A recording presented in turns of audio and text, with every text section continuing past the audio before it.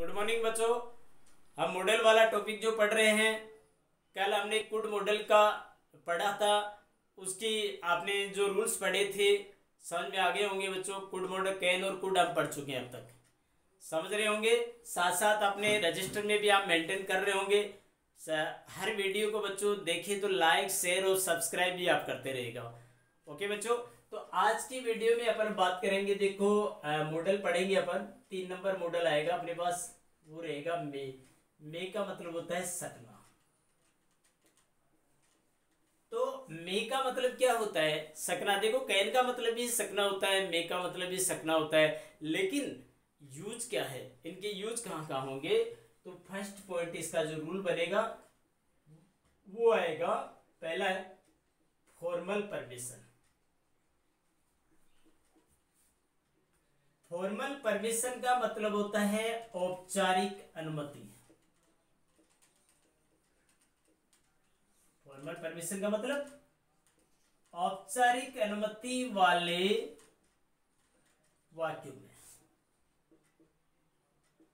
देखो बच्चों, आप यदि किसी से औपचारिक अनुमति लेते हो, तब औपचारिक अनुमति पर्टिकुलर किसी काम को करने की आप अनुमति लेते हो, तो वहां मे का यूज होता है। जैसे आप कहते हो ना कि जैसे आप ये कहेंगे कि मे आई कम इन सर, क्या मैं श्रीमान जी अंदर आ सकता हूं, ये हुआ। या आगे आप ये कहें कि मे आई सीट हियर, क्या मैं यहां बैठ सकता हूं। तो ये किस में आएंगे? ये फॉर्मल परमिशन में आएंगे बच्चों। समझ में आ रहा है? अब देखो इसका अगला रूल क्या बनेगा। नेक्स्ट सेकंड रूल है, ये कह रहा है पॉसिबिलिटी। पॉसिबिलिटी का मतलब होता है, देखो एक बात और बता दूं मैं, इसकी पॉसिबिलिटी होती है वो आप जैसे फ्यूचर पॉसिबिलिटी। देखो बच्चों, फ्यूचर पॉसिबिलिटी का मतलब होता है भविष्यकालीन संभावना। भविष्यकालीन संभावना का मतलब होता है फ्यूचर में ऐसी कोई संभावना जिसकी पूर्ण होने की पूरी आशा है, वह हमेशा मे का यूज किया जाता है बच्चों।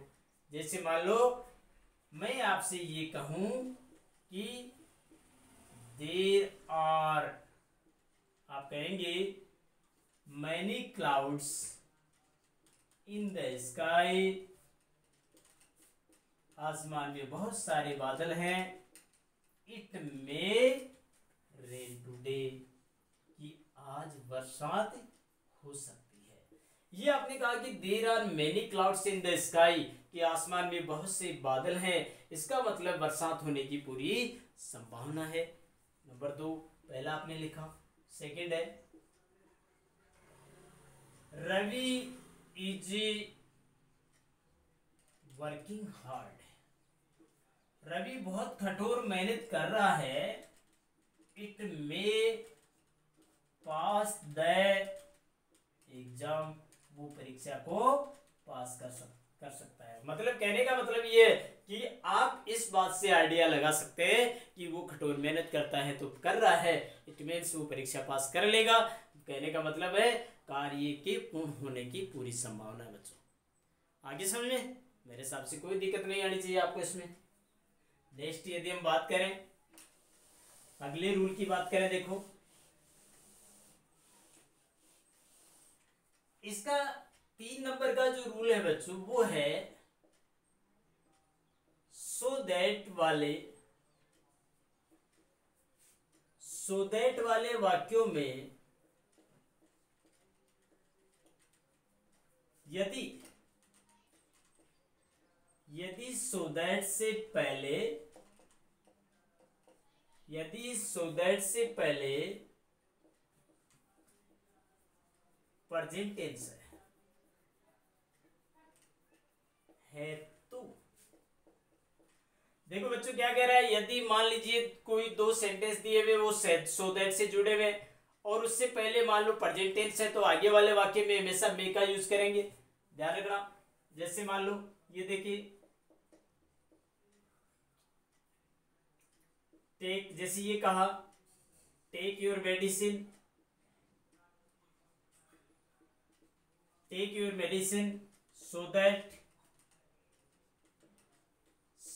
so that you may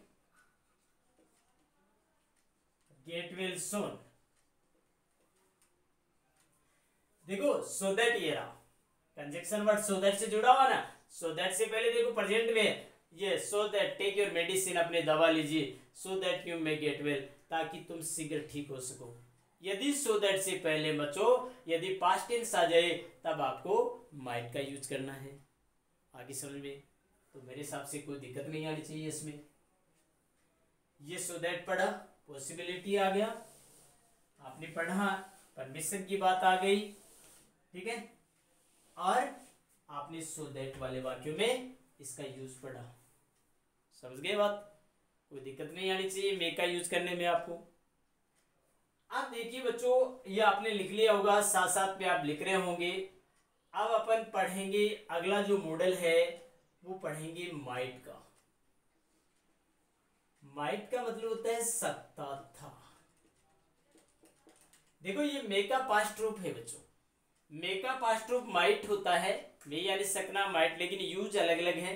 जिसका पहला रूल क्या कहता है, इसका पहला रूल ये है कि आपको कोई ये कहे हेजिटेशन रिक्वेस्ट, हेजिटेशन रिक्वेस्ट का मतलब होता है हिचकिचाहट पूर्वक निवेदन,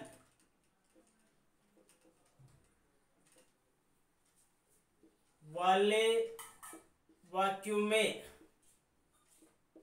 ये देखो हेजिटेशन, देखो रिक्वेस्ट कई प्रकार की होती है, आपने पढ़ा था पोलाइट रिक्वेस्ट है या फॉर्मली रिक्वेस्ट है। हेजिटेशन रिक्वेस्ट कौन सी होती है बच्चों, जैसे आप किसी व्यक्ति से कोई काम करवाना चाहते हो या उसकी कोई वस्तु को आप काम में लेना चाहते हो, आप उसको कहेंगे, आपको थोड़ी बहुत हेजिटेशन होती है, तो बच्चों उस टाइम पर अपन क्या करेंगे, माइट का यूज करेंगे उस मॉडल का। जैसे आपको ये कहे, मैं ये कहूं कि might I use your bike, एक सेंटेंस ये देखिए, और सेकंड सेंटेंस है माइट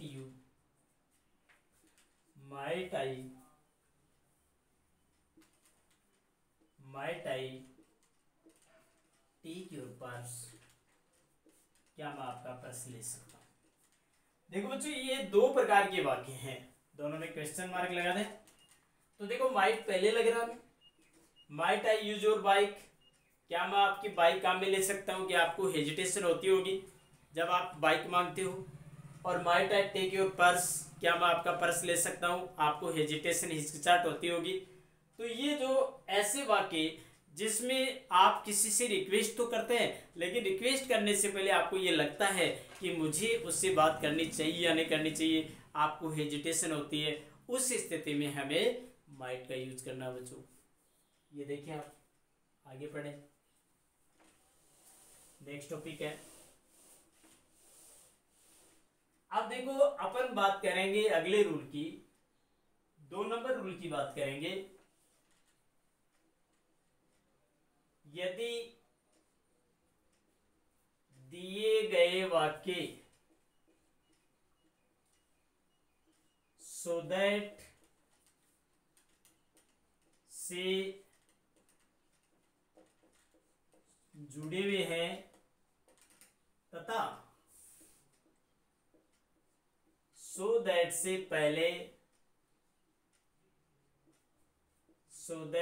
पहले पास्ट टेंस है, तो माइट मॉडल का यूज किया जाता है। ये देखो बच्चों, ये आप लिख रहे होंगे, रजिस्टर में मेंटेन कर लिया होगा। आप देखो बच्चों, साथ साथ में अपने रजिस्टर में लिखते जाएं, देखो आपने ऐसा रूल में भी पढ़ा है। में भी क्या था कि यदि कोई 2 सेंटेंस या 3 सेंटेंस, जो भी एक से ज़्यादा सेंटेंस है में से जुड़े हुए हैं, sorry might say so that से जुड़े हुए हैं, और सो दैट से पहले यदि प्रेजेंट टेंस आ गया तब आपको मे का यूज करना है। और यदि सो दैट से कोई सेंटेंस जुड़े हुए हैं और सो दैट से पहले यदि पास्ट टेंस आ गया तो आपको माइट का यूज करना है। ऐसा मैंने यहाँ लिखा है। तो देखो इसका पहला है कि Ravi ran fast so that he might catch the train। पहला सेंटेंस देखो। सेकंड देखो, ये कह रहा है take a taxi on higher